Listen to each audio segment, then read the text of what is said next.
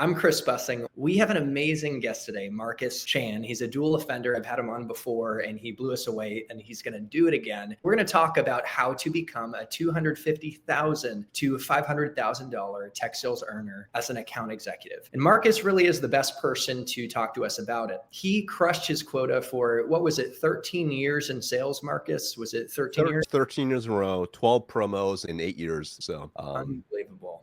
And closing, I was doing some research on LinkedIn, closing 700 million in total contract value, President's Club basically every year. And you were the first in your company's 90-year history to run a team of 110 at your age. And how old were you when you were running that team of 110? 30 years old. I'm 31. I'm a little bit behind. I'm not running a team of 110. Marcus has gone on, after being a proven real-world producer, to, as I said, be the author of six-figure sales secrets, but also train people at the companies that maybe you're working at or that you want to get into, like Google, Dell, Gartner, Zoom. What other ones are you proud of, Marcus? Oh man, we've had so many now, whether it's Salesforce, Splunk, Zoom Info, Tableau. I mean, so many logos now as a result. But I think the thing is, what I feel most blessed about is, AEs, these reps are able to change their own lives and achieve things they never thought possible in their career, and to do things they never thought possible as well. Because as you and I both know, making a lot of money is really cool, but when you excel in your career, it gives you a level of different confidence. But also then you can also do other things too, whether you give back, you can donate money, you can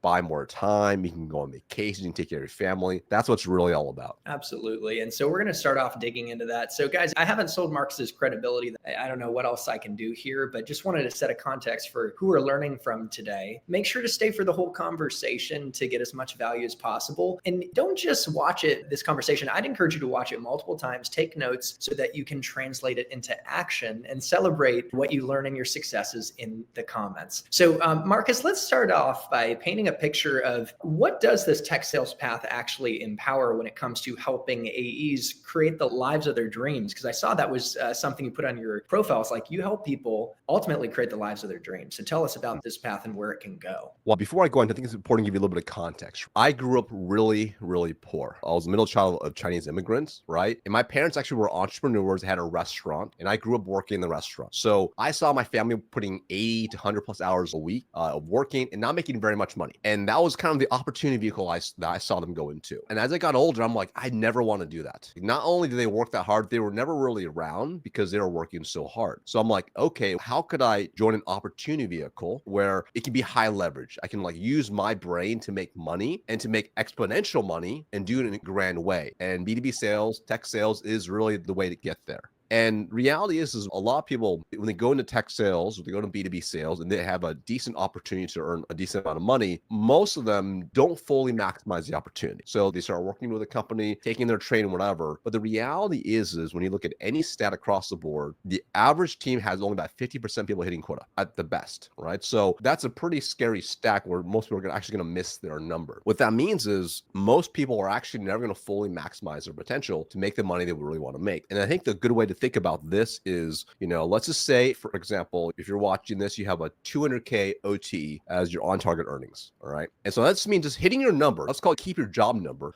Is going to make you 200K. Now, that's fine just doing that, but what's your upside from maxing out your comp plan, hitting the accelerators and all the spiffs? Is it 400K, 450, 500 or more, right? And chances are pretty good if you have a 200K OTE, it's significantly higher. So let's just say it's capped at 400K, it's doubles. So every year though, that you're not hitting 400K is actually costing you that net difference. So if you're just hitting your target of 200K, you're costing yourself the difference of $200,000, right? If you're hitting 150K in earnings, that's your net difference of 250. So that's an opportunity cost. And what a lot of people don't realize is that costs you every single year. And early on in my career, I realized every year I wasn't do my best to maximize my comp plan, leverage all the earnings, it would cost me more. So once I realized that and I focused heavily on blowing out my comp plan, making as much money as possible, it allowed me to do other things with those earnings. So now when I talk to sales professionals, we take someone who's maybe just hitting their number, which is still good, at least hitting their number, but we help them do 150%, 200% and beyond, and they're maxing their comp plan out. What ends up happening is they start to achieve far more things. So I'll give you a really simple example. We've got Julian in our program, absolute stud. And when he started working working with him. He worked for a smaller tech company. He was making about 100, 150K a year,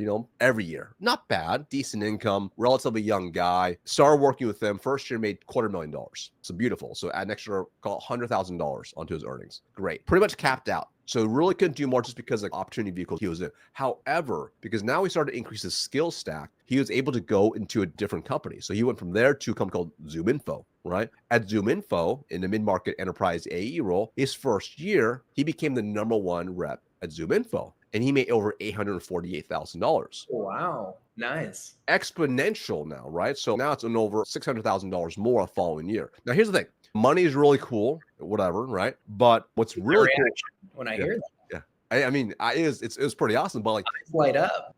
I'm excited for him, but he's like the best part. He's like, listen, like I'm able to pay off debts. I'm able to take care of my aging parents. I think they live in like Colombia. He also bought his first property. It's furnished into an Airbnb, so he's starting a side hustle. He's getting recognized as a company. He has more confidence. So that's really the cool part. Those are the side effects of when you start to learn how to maximize your earning potential, and you use it as a tool to get to where you want to go, versus just being okay with hitting your number or hopefully hitting your number. So you mentioned a term in our conversation that we're having before going live here on escape velocity. Right. And tell us, I don't even want to throw any of my perspective into this. You tell us for dummies, what is escape velocity and how does this apply to the tech sales path? Yeah. So escape velocity is a term that means, hey, how long will it take for me to basically make enough money so I can stack the cash and capital, if you have capital as part of your comp structure, to be able to exit out of working for someone else, to do whatever I want, to have true financial freedom, to do what you want, with who you want, when you want, wherever you want. Ultimate freedom. And it's also tied to what's known as the FIRE lifestyle, if you're familiar with that, which is financial independence, retire early. And in order to get there, it's actually a relatively simple formula, which is you just take a look at what's your typical annual lifestyle burn for cash. How much cash are you burning every year from your life expenses, right? And then you multiply out how many years you want to have at least stacked up so you can basically leave corporate, feel comfortable and safe, right? For me personally, I want to have at least 20 years completely covered for my whole family, myself, plus you build in inflation, plus other expenses, et cetera, and plus life, right? I want to have at least 20 plus years of that set aside after tax cash that I can access. Some of it might be held in stock, so access it easily, but I can access things with very minimal fees. And to get to that point, it's definitely not easy, but when you're an opportunity vehicle like tech sales, if you do it right, you can get there much faster. For example, I have many great friends who are in sales coaching as well, and they're able to do it in their mid to late 40s, which is still incredibly admirable. I was super fortunate that I was able to do by 35. Wow. And it wasn't because I was anybody special. I realized this principle earlier on.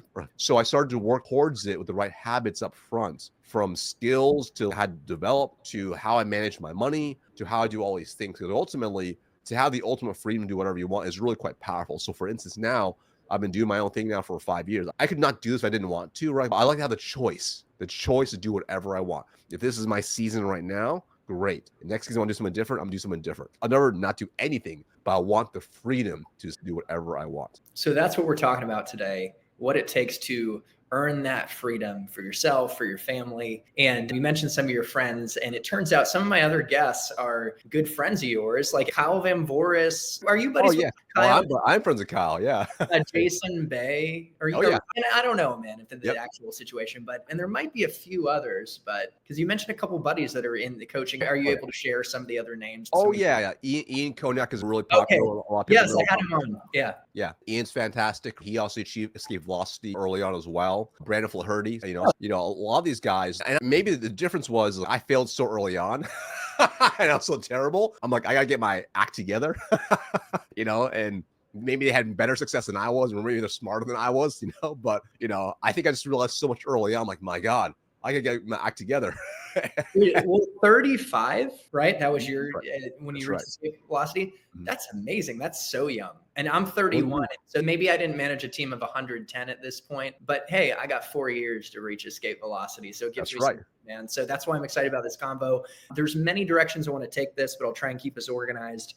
Gosh, real quick aside though, before we get into some of the tactics, I think the story of how you met your wife was so great. I saw it on LinkedIn and it's just always stuck with me. Yeah. Yeah. Yeah, that wasn't that in college? It wasn't in Oh college. yeah. What's Yeah. the story? Just because I mean, that's actually I think the most important thing is finding the love of your life, and the way it went down for you was pretty extraordinary. And I think there's a lesson in it too.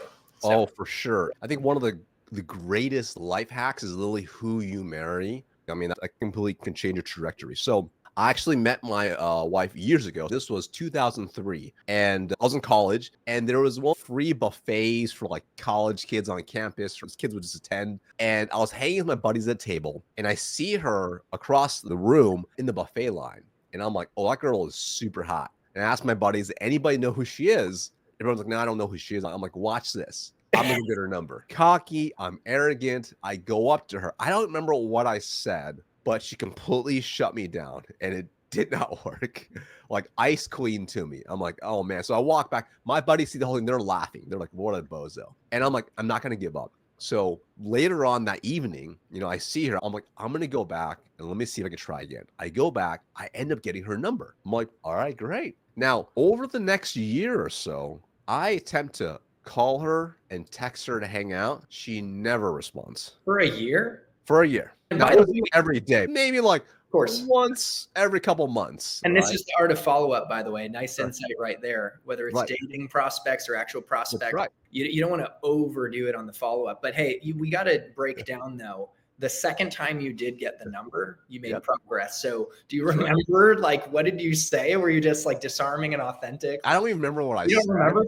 I was probably being stupid, or I might have just been like walking over there, bumbling over my words, and be like, "Hey, listen, like, would you ever want to hang out sometime and get coffee?" Probably something very Yeah. boring, right? Well, Anyways, that's the key. You went for it again. I did. I think that is such a great lesson in life. Like your Oh yeah, rational brain, anyone would say, give up, like it didn't work out, and you start to devolve into negativity. But you were unreasonable. You stepped yes, outside the world of rationality and you went for it that's again, right. baby, and you got the number. Anyways, now you're Right. following up for a year. Yeah. So a year goes by and never responds. There's no engagement back at all. So I'm like, okay, whatever. Now, fast forward a year later, I was part of this Asian Pacific American Student Union, and they had this like date auction fashion show event thing. And I was like one of the people helping out with the event, like on stage and stuff, whatever. And, I do the whole thing. And then after the event's over, she's in the crowd. She comes up to me and she's like, hey, like, how's it going? I'm like, I hadn't seen her like a year. So strange. Okay. She has not engaged all year. Now she's having a conversation with me.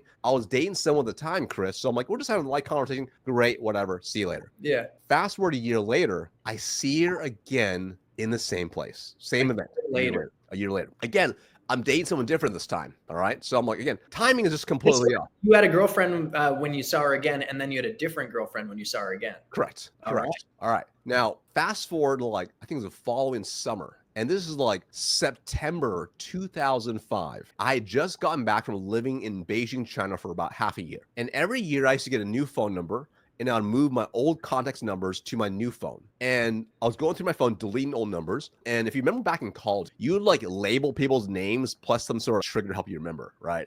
Like Marcus, Math 241, like, so you're like, okay, so you know who that person is. Yeah.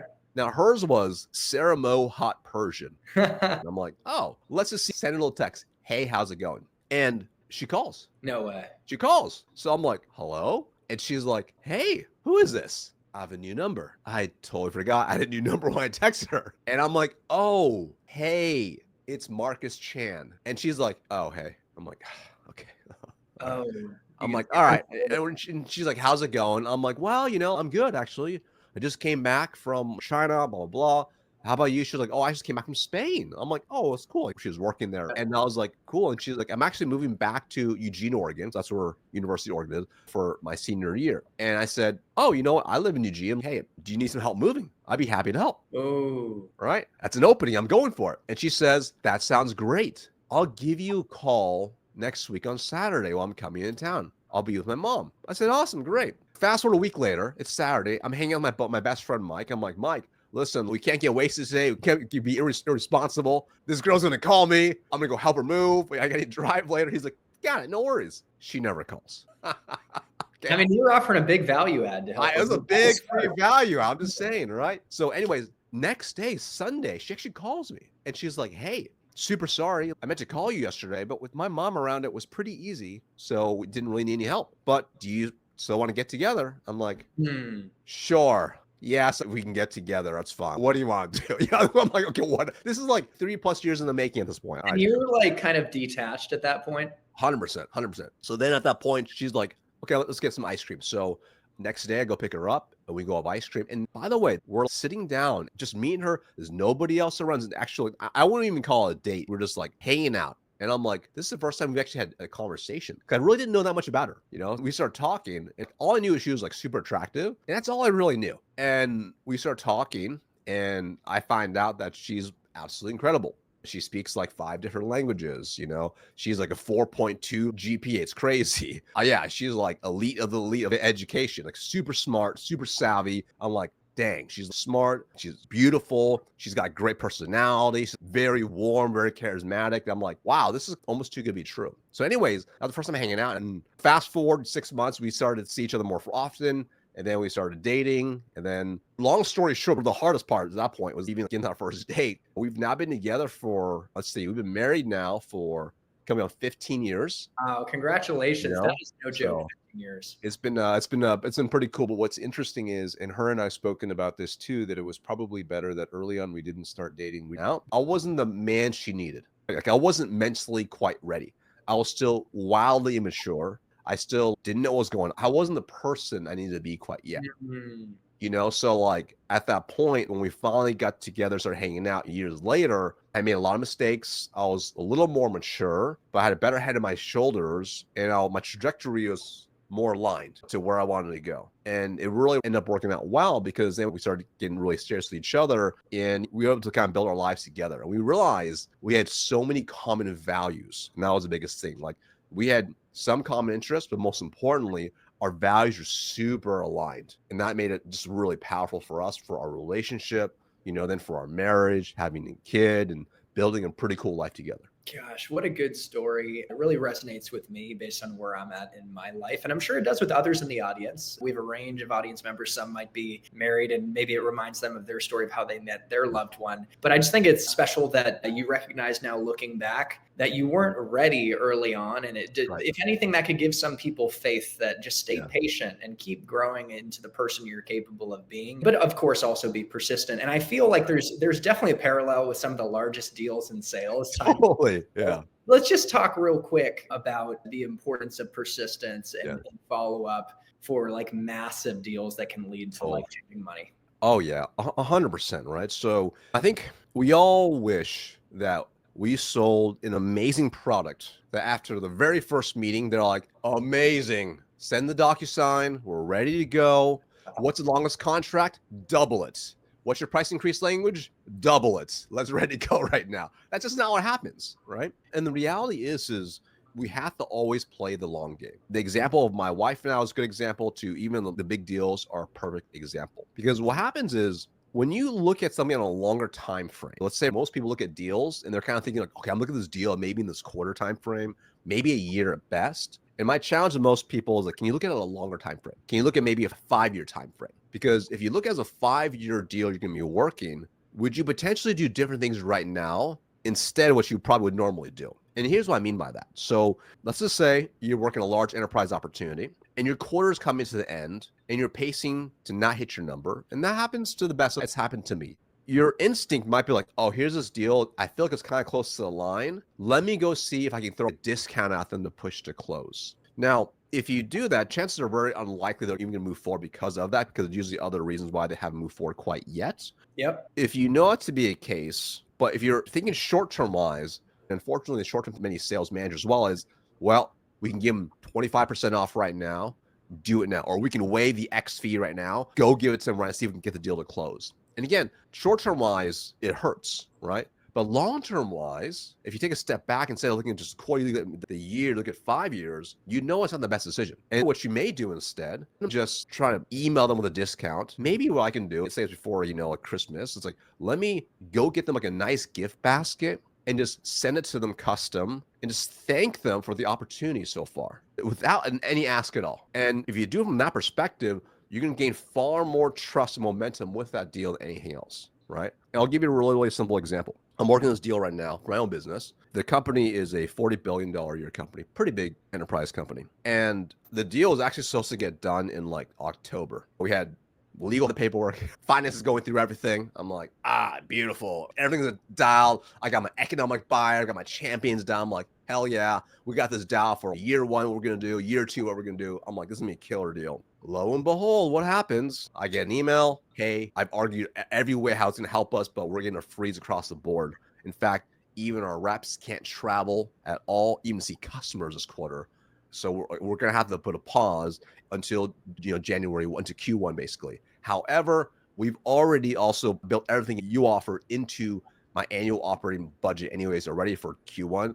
So it shouldn't be a problem in Q1, but want to give you a heads up, super sorry. Now, if I'm thinking short term of just Q4, I'm doing something sleazy and weird and trying to push for a close. Instead, what do? I'm like, no problem. I merely call him up. I say, do you see anything else that potentially would hold us back from making this happen in Q1? He's like, well, we just got to make sure our team delivers in Q4. So I'm like, okay, no problem. Now, because I know some of the skill gaps this team already has, let me send over a few resources that are completely free that your sales leaders can use right now to help in Q4, right? Pure value give. That's all I'm doing, right? So I do that end of October, November, do something as well. And then in December, my EA reached out to send them a gift basket as well. Now, come early this week, January, call my guy up. He doesn't answer, but what happens? He immediately texts me before I give him a message. Hey, I was planning to give you a call. I'm stacked this week. Let's get on a call and get our things dialed for Q1. So now we're back on the docket again. And this is a good example of running a deal, but thinking a larger time frame.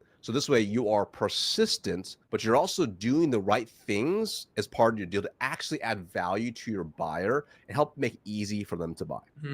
Such a good example. And I have a deal that I had pursued all year last year, my biggest deal in the past 4 years. It pushed to Q1 because legal couldn't be rushed. Even though I sent them the contract on October 31st, I gave them so much lead time. They never got to it to the week of, and they didn't have enough knowledge and context to redline and to it. Right. They felt good about it. So literally CFO ready to sign and the eng leader ready to go to get the cost savings we're looking for. And we missed it. And to your point, man, I had to accept. There was nothing really I could do other than equip them now to be ready to move forward in January. And now my guy says it's 50-50. It happens this month. We're going to get it.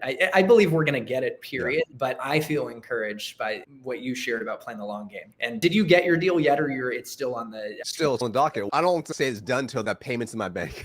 Okay, well, in that case, then we can both cheers to getting our deals. Yeah, exactly. Cheers, right? So I have so many questions. Like, this is more of a random thing that I plan to talk about later, but the F word is a thing because we're talking about follow-ups. Yes. And this is a concept that more so applies to or when you've maybe qualified an opportunity and progressing it, but then they're going cold, I think. Yeah. But tell us about the F word and a better alternative than using the F word. Beautiful. So the common F word that every other rep is usually making is, hey, I'm just following up. Hey, I'm following up on this. And it could be anything. It could be, hey, I'm following up on this email I sent you. I'm following up on this thing I sent you. I'm following up because you told me to follow up. Now, the reason it's not good to use is it's super overdone. It doesn't really mean anything. And what happens is when every other rep is using that terminology and they're saying it constantly, whether it's written or verbally, people get blinded to it. It's kind of like they start ignoring it. When reps use a lot of buzzwords, for example, anyone that says AI now, customers are like, oh, they start to roll their eyes. It's because they're so inundated with it, right? And it's the same with the word follow-up. So the simplest thing to do is actually, instead of using the word follow-up, just replace it with specificity. Be really specific on what you're doing. So even the act is you following up, but you don't have to say, hey, I'm calling to follow up. Right. So for example, let's go back to my opportunity that I mentioned, like my phone call feed answered. I wouldn't say, hey, Chris, I'm just following up to the emails I've been sending you over the last couple of months. Can we talk? If he answered, it'd be like, hey, Chris, how's your New Year's? Blah, blah, it's great. Hey, reason I'm calling is when you and I spoke back in October, you had said we're ready to make this happen come Q1 as part of your AOP. So do you have some time to discuss details right now to map out how it's going to look for your team in Q1 for implementation? There's a slight shift in language there, but it's very specific because I'm really clear on my objective. I'm not just following up to follow up. I have a clear end goal of what I want to do with that follow up. And for salespeople watching this, It's a very minor detail, but if you make that shift, you'll see your prospect, wow, actually like this guy or gal is much more like on their game than anybody else because they're so specific in what they're saying. And most people lack specificity when they speak. And they say general words like, hey, I'm just following up. So you Yeah, want to avoid that. this is just another example of an actionable tip that adds up to the 250,000 to 500,000 Right. earning and up, right? It's these things consistently applied that lead to the better deals, the bigger deals, and more consistent deals. And by the way, that specificity, I realize that that applies to a cold email or a 100%. cold call. I mean, you gave a call example, but you up the specificity too in terms of messaging to get in the door for a first meeting, right? Like we work with other retailers of your size, maybe you put their specific company size to solve this specific challenge, produce these outcomes. I guess I just randomly went to this topic, but anything you would add in terms of specificity in outbound messaging, it could be cold emails, cold calls to get the first meeting, and just other keys to getting in the door to open up these big opportunities. 100%. This is going to apply to whether it's outbound, okay, this could be calls, emails, whatever, to how you run your discovery calls, to how you do your demos. Yep. So for instance, say you go after a large enterprise opportunity and maybe you're selling to the retail space, and before you go and do your outreach, maybe you sell a software that helps with optimization on the checkout process because you're seeing that the big trend is people are buying more online versus like talking to salespeople, right? Our software can really help with that, really optimize it. So you go through and you pretend to be a prospect on their site and you're checking out and you're like, oh, here's all these gaps right here. Very powerful. And then you listen to their earnings call and maybe they mention like some of the challenges they're running into and maybe some conversions, right? So now you have conversion data that they're talking about. You have examples from what you're doing yourself. So now when you call them up, it's an easier conversation to be able to say, hey, Chris, the reason I'm reaching out is because, well, number one, your CEO, Bob, had said one of the biggest issues you guys are having is people clicking off the page on the checkout page in that abandoned cart, which is leading to X percent people are clicking off, which my assumption is about, $20 billion a year in like lost revenue. On top of that, I myself was on your page and I went through and I see exactly where people lead off. We have a potential solution that can help with this to actually increase optimization for click-throughs and conversions. And we're already working with other large enterprises such as X, Y, and Z. Now, notice that level of specificity is beautiful, man. How could you not respond? Exactly. It's much better. Now, you go deep, take that same principle and you tie it to the rest of your sales process. So let's just say it's a demo. Most people are like, hey, let me show you this feature now. It can really increase optimization. Like it will reduce your abandoned carts. Yeah, that's cool. Okay. Versus, hey, so you remember how your CEO said X percent's clicking off and it's leading to potentially X billions getting lost because there's no way to optimize for it? Let me show you feature Y, which solves exactly this. This is what it does. Can you see how that would solve that problem you're currently running into and actually would help you increase the average cart order for your customers? Boom. So now prospects leaning in. Exactly. They're leaning in now. They're like, you're speaking my language, right? Because you're so specific. And it's really hard to fake specificity. It's very hard to fake it. Oh, what a way to cut through the noise. And just another example that shows like this person is a professional. That's right. This is someone I can trust with a major investment. That's exactly. My job could be on the line. I could lose my job if I make the wrong one. So, man, time flies. We've got 24 minutes and there's so much I want to ask you about. So I'm going to do my best to keep it rolling. I wanted to hit on that inflection point after you basically were failing in your first year and then you became a beast, man, and figured it out. And just to continue at the roadmap, wanted to talk about like IPAs and what that is and some of the actionable things we can do to join that deep six-figure earners club, and then talk about your coaching and everything you're doing. So that's what I'm trying to achieve in these 24 minutes. Let's see if we can get to it. Tell us about that shift, that first year, like what was going on and what changed? Well, it's interesting. I think a lot of people, whenever people make a shift, it's just very rare. It's like they just realize on their own. Usually something happens or enough small things happen to the point where you're just like, man, either I got to like figure this out or I'm in trouble. And everyone's a little bit different. A lot of it has to do with your standards of yourself. I remember when I first got started, I had a pretty high standard of myself, just expectation of being able to show up. Now, in all my prior jobs, I've always been able to like work hard and get results. Now, granted, like they weren't hard jobs. It's like, hey, work as a cook in a restaurant. If I worked hard, I can make a good meal. You're a cook? Yeah, I was a cook, right? So that's awesome. Yeah. So like So it's like, you work hard, got pretty good results. If I was a server, hey, I worked hard and took care of my customers, they were happy, they gave me a tip, right? So like, it was always like this direct correlation.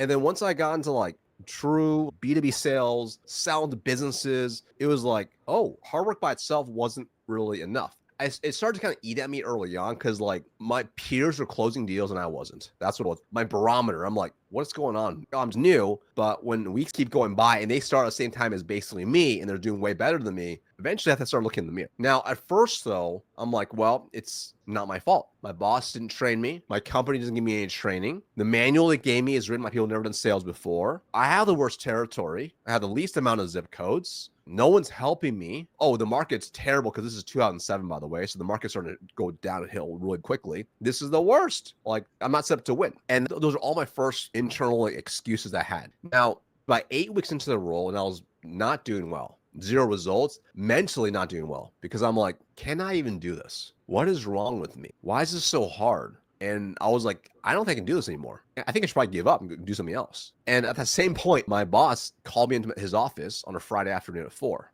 and he just ripped me a new one. And he said, listen, I'm looking to have to fire you. I'm going to put you on a pip and fire you if you don't figure this out. Now, again, didn't provide any resources. This is just, he just threatened me. This has never happened before. I wasn't used to this. I'm like, this is weird. Like, usually, like, I can work pretty hard and I get results. And at that point, that's when I realized I had to step it up and take things into my own hands. And I realized at that point, I really had not taken true ownership.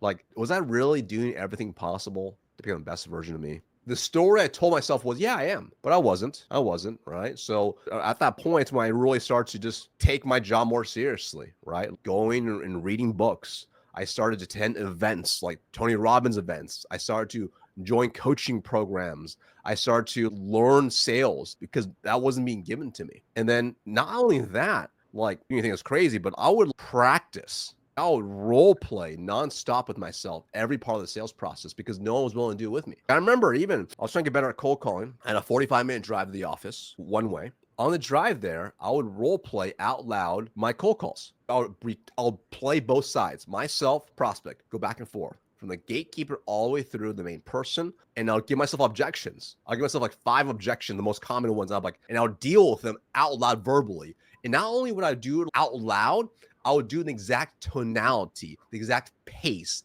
the inflection, because I need to make sure I showed up that certain way. So I started to do all these things. What happened, of course, I started getting better results. And reality was actually by the 3rd month, I became number 1. And then I held it number 1 for several more months. And then they basically made me switch to a different like territory and like basically manage some reps while having the same job still.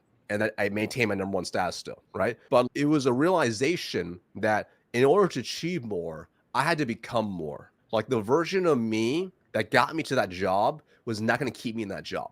And I think a mistake a lot of people make is, let's say they want to break into tech sales. They break into tech sales, amazing. They're in a huge, amazing opportunity vehicle. But do they have a skill stack to be able to fully maximize the opportunity to get to where they really want to go? Let's talk about the skill stack, baby.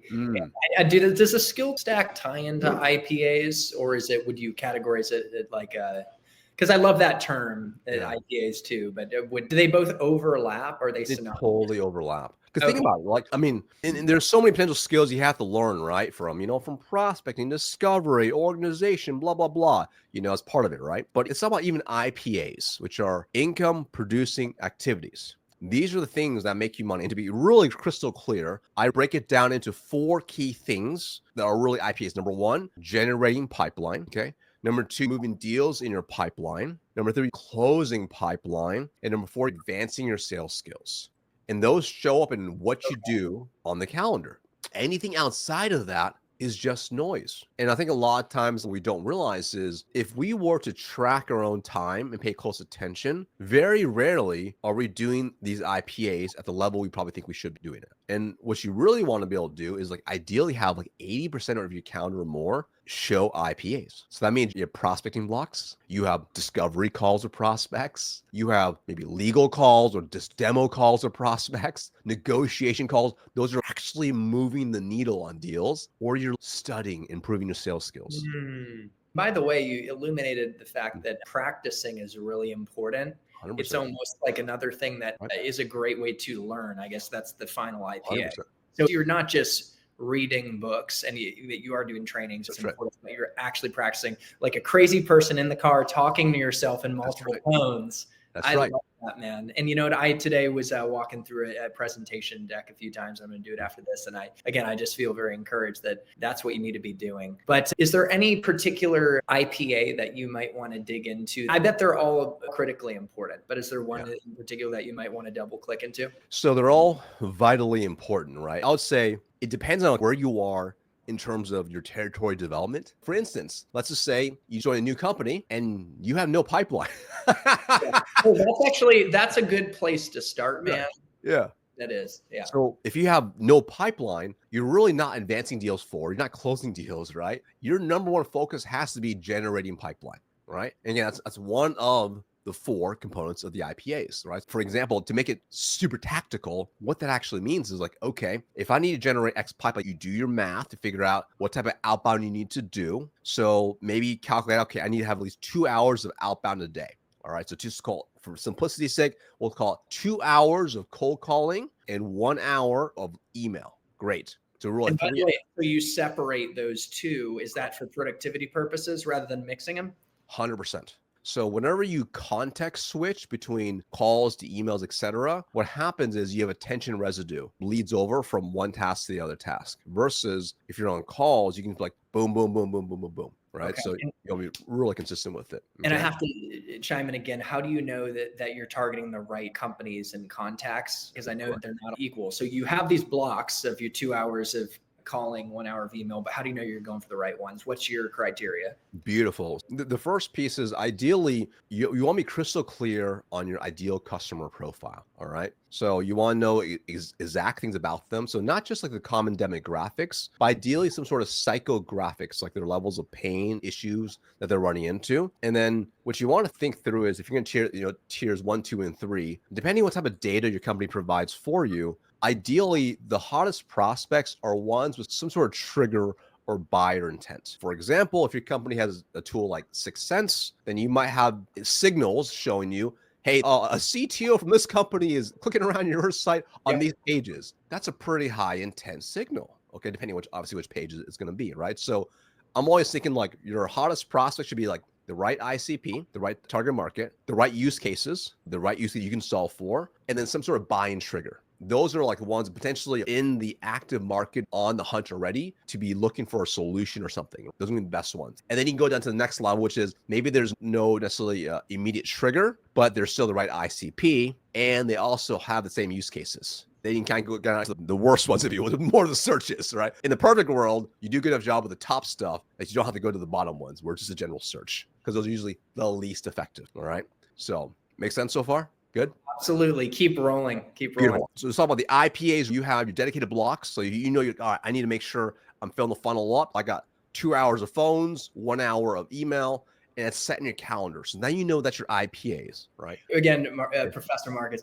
So prioritize phone, is that higher converting? Yeah. People avoid the phone, man. People avoid the phone, but I love the phone. Okay. Like the phone is the fastest way to convert. That's just reality. It's easier to handle objection on the phone than handle an objection via email. So, yeah. Okay. Continue on. I had to call that out though. Okay, cool. So the IPAs, it's on your calendar. And I would also build in time to master, improve your skills. Okay. This is like really getting your discovery, talk track, right? Do all these things. If you're like in a program like mine, you're going through the content, you're building out your frameworks, you're implementing, you're coming to the coaching calls, you're getting help, right? So you want time dedicated as part of your schedule to make sure you're actually advancing your skills. If you're going to role play, have time built in to role play. You want to make sure it's consistent with that because what you're doing when you're consistent with that is you're building discipline, but also you're creating systems in place that you can set and forget. As long as you know you're going to stick to your schedule from 8 to 10, I'm going to be on the phones. And then from 10 to 11, I'm going to do cold email. Then you know you got prospecting covered. Like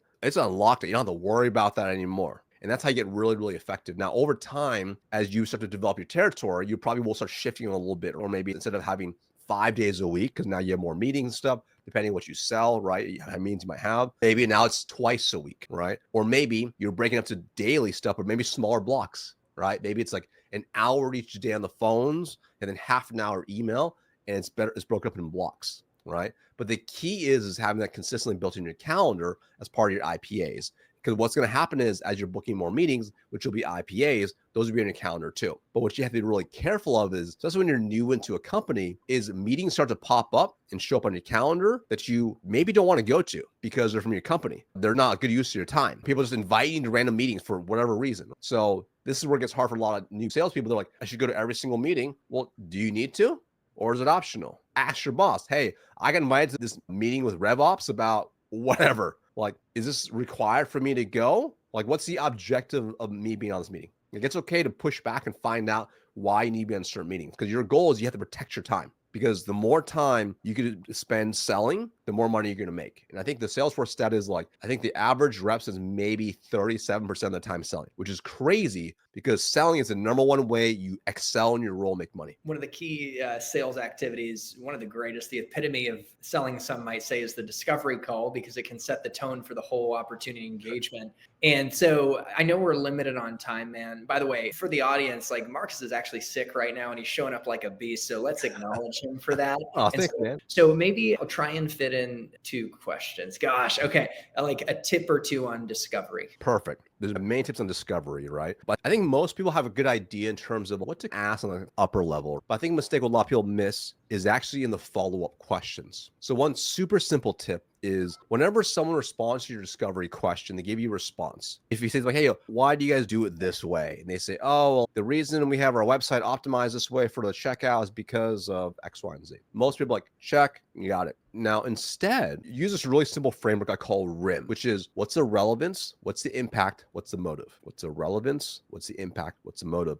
And you use that as a way to dig a little bit deeper to uncover what's the relevance of why they're saying that, what's the impact, and what's the motive. And you can apply this, by the way, for any part of the discovery process. Okay, let me give you an example from my own company. Sometimes I'll get asked, hey, so does your company offer reinforcement support for the training? And that could be an easy yes or no answer, right? Now, a rookie marketer will say, yeah, we have that. But seasoned marketer says, hey, that seems like it's really important to you. Can you help me understand what's making you ask this? Now it's going to lead to a deeper, more rich answer. It might sound something like, well, the reason we ask is because, in the past, we've done workshops and people kind of forget about it after the week is over. So we don't really get the ROI. And I know my boss is going to ask about this, so I need to have an answer for them. Got it. So now I can go even deeper. Hey, so has your boss asked about this before in the past? Yes, he has. And what has happened in that situation? Well, I didn't have an answer. Okay, what's he looking for specifically? What would he like to see? So now, before you know it, I pulled out one single thread, right? I'm trying to cover the relevance, the impact, the motive, and it's going to lead to potentially a very different response I need to have to really address what's really on their mind down the road, whether it's my demo or something else. So you may have great discovery questions, but when people respond back, think, what's the relevance? What's the impact? What's the motive? If you implement it in every single way, you'll find you're able to go an inch wide, like a mile deep, and you'll get deeper and more richer insights by going super deep that way. So much wisdom has been shared today, Marcus. Thank you so much. And we're just scratching the surface of the wealth of knowledge that you are. So let's finish up by talking about who your coaching is for and what people can expect at a high level. Awesome. So I work directly with hungry tech sales AEs who want to fully max out the comp plan. They want to earn $250,000, $500K plus, if not more, depending on their comp structure. But they also want to do it in a way where they're not working like 80 plus hours a week. Like, they want a repeatable, systematic framework across the board. This is whether they're working at company A or at company B. So often we find that for a lot of our customers, they come in, we're helping them crush it at one company. Some will stay there, but then may jump into another company for a better opportunity vehicle until the point they basically hit escape velocity, or they build a side hustle and they just go off and do their own thing as part of it. So literally sign up with Marcus, crush it at your own company. Then you can identify if there's a better company to go to where you could crush it and make even more in a better opportunity vehicle. And then you're probably going to end up with a side hustle going all in, or just escape velocity where you're financially set at 35. And if you take a little longer, that's okay. But Marcus, any other final words? Otherwise, I'll tie a bow in this conversation. We got to get you rolling to your next thing. No, it's my absolute pleasure. I think if you're watching this and listening to this, congratulations to you, because that means you're in the small percentile, the top 1% of sales professionals who are hungry, and you're taking your own career into your own hands. So kudos to you, and go crush it. Absolutely. To the audience, your success in tech sales and in life, happy selling and happy living. And we'll see you in the next one. Thanks, Marcus.